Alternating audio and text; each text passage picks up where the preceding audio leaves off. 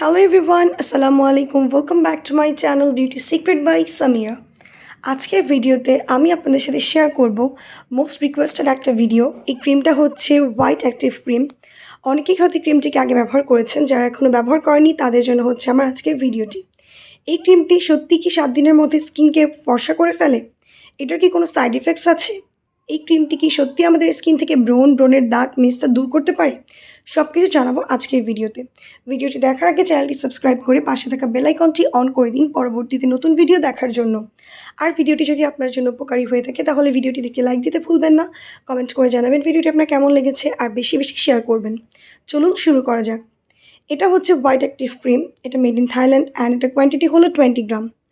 এটা খুব ছোট একটা বক্সের মধ্যে আসে এবং এটার ভিতরে হচ্ছে একটা প্রোটেক্টিভ লিড দেওয়া থাকে।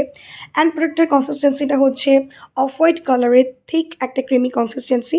এবং স্কিনে যখন এটা অ্যাপ্লাই করা হয় এটা প্রপারলি স্কিনের মধ্যে অ্যাবজর্ব হয়ে যায় না, স্কিনের উপর অনেকটা ভেসে থাকে।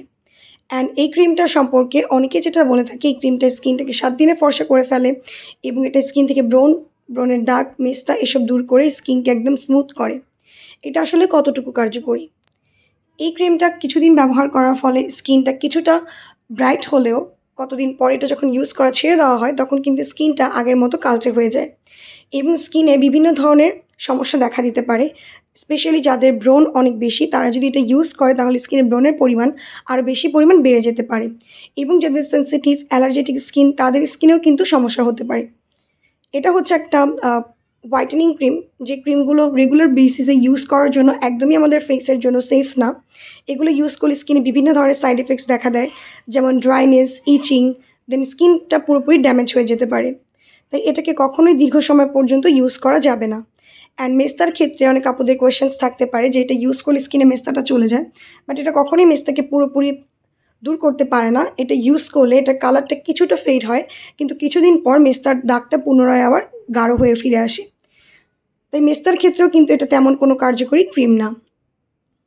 এই ক্রিমটা সম্পর্কে যদি কেউ আস্ক করে থাকে যে এই ক্রিমটা কতদিনের মধ্যে স্কিনকে ফর্সা করে ফেলবে, এটা হচ্ছে একটা হোয়াইটেনিং ক্রিম এবং এটা 7 থেকে 14 দিন ব্যবহার করলে স্কিনে কিছুটা চেঞ্জ দেখা যায়, বাট এটা কিন্তু একদমই পার্মানেন্ট না এবং ইউজ করা ছেড়ে দিলে এটা আবার আগের অবস্থায় স্কিনকে নিয়ে আসে।